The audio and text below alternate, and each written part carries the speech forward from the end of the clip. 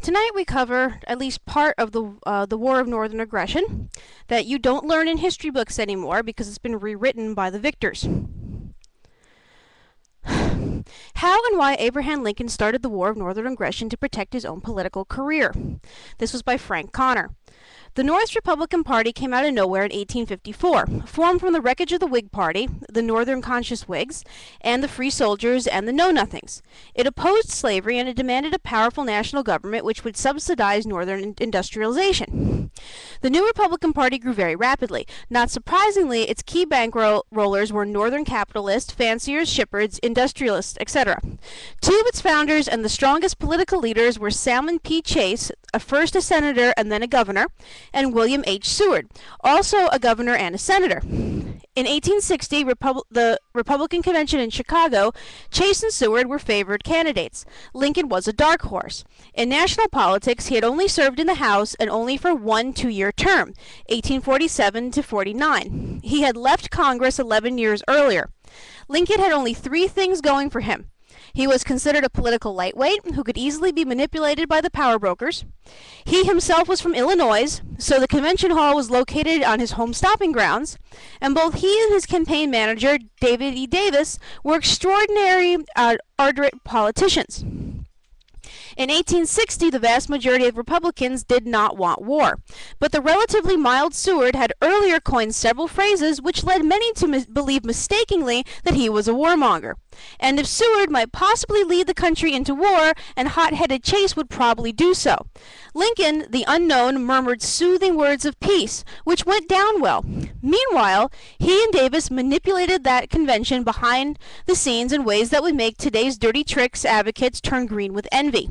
Consequently, Lincoln won the Republican nomination. There were two factors about the Republican campaign in the election of 1860 which disturbed the Southerners so badly that Southern states subsequently succeeded. First was the Republican Party platform for 1860.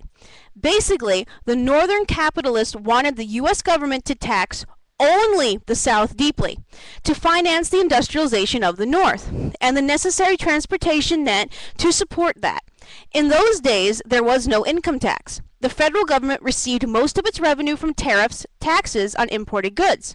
The southern states imported from England most of the manufactured goods they used. Thus, they paid most of the taxes to support the federal government. The Northerners imported very little. Second, the Republican Party, unlike any of the other big political parties that had come along, was purely a regional Northern party, not a national party. If the Republicans somehow managed to gain control of Congress and the White House, they would then be able to use the federal government to enact and enforce their party platform, and thus convert the prosperous southern states into dirt-poor agricultural colonies of the northern capitalists. And given the 19th century trends in demographics, the southern states would never be able to reverse that process. The intent of the Declaration of Independence of the U.S. Constitution would then have been subverted completely. The southern states would no longer be governed with the consent of the governed, but instead bullied mercilessly by the northern majority. Why then remain in the Union? Meanwhile, the numerically far stronger National Democratic Party was busy self-destructing over the issue of slavery. So when the 1860 election returns came in, it turned out that the Republicans had won the White House, then substantial majorities in the House and the Senate. When that message sank in, southern states began seceding from the Union, beginning with South Carolina on the 20th of December, 1860. Several of them said that the main issue was the protection of slavery, but that was strictly for local consumption by people who did their thinking solely in terms of simple slogans. The Southern legislators could do their math. Thus, they knew full well that the only truly safe way to protect the institution of slavery would be for the Southern states to remain in the Union and simply refuse to ratify any proposed constitutional amendment to emancipate the slaves. For slavery was specifically protected by the Constitution, and that protection could be removed only by an amendment ratified by three-quarters of the states. In other words, if they stayed in the Union, they really had no threat to slavery. If they left the Union, they had no threat to slavery. So this was not over slavery. This was over the North enslaving the entire South, all the states, by taxing. Like right now, we're taxing the wealthiest 1% or less. Basically, what it was the North forcing and all of the revenue from only the South. So basically, the North wasn't paying any taxes. The South was paying everything into, and the North was getting the sole benefit. That's what this comes down to. That was not fair, and the Southerners knew that. Okay. In 1860, there were 15 slave states and 18 free states. Had the number of slave states remained constant, 27 more free states would have had to be admitted into the Union for a total of 60 states before an abolition amendment could be ratified. That was not likely to occur anytime soon, but with the Southern states succeeding, the issue of slavery could then be settled by the force of arms at the time. After the Republicans gained control of the presidency and the Congress following the 1860 elections, 11 Southern states eventually seceded from the Union, specifically to avoid becoming helpless agricultural colonies of the Northern capitalists. Again, this was over taxation and tariffs, not slavery.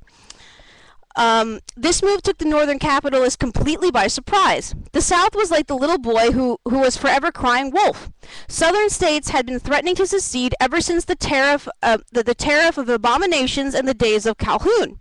The North no longer took these threats seriously, but the South now gone, there would be no federal funding, all right, to industrialize the North. Now, just to reiterate that, with the South now gone, there would be no federal funding to industrialize the North because the South was paying for the North's prosperity. Because the Northern citizenry would certainly never agree to be taxed to pay for it, and far worse than that, the many Northern capitalists who had been earning fortunes factoring from the Southern cotton crop, transporting the cotton, and buying the cotton for New England textile mills now faced financial ruin. The South normally bought its manufactured goods from Britain anyway, so now as a sovereign nation, the South could easily cut far better deals with the British fanciers, ship owners, and textile mills to supply the South with all the necessary support services, leaving the Northern capitalists out in the cold. This was all Lincoln's fault. If he hadn't been elected, the South wouldn't have succeeded. The Northern capitalists would not be in this mess. So, let's see what time we have. And so we will continue the rest of this in part 2.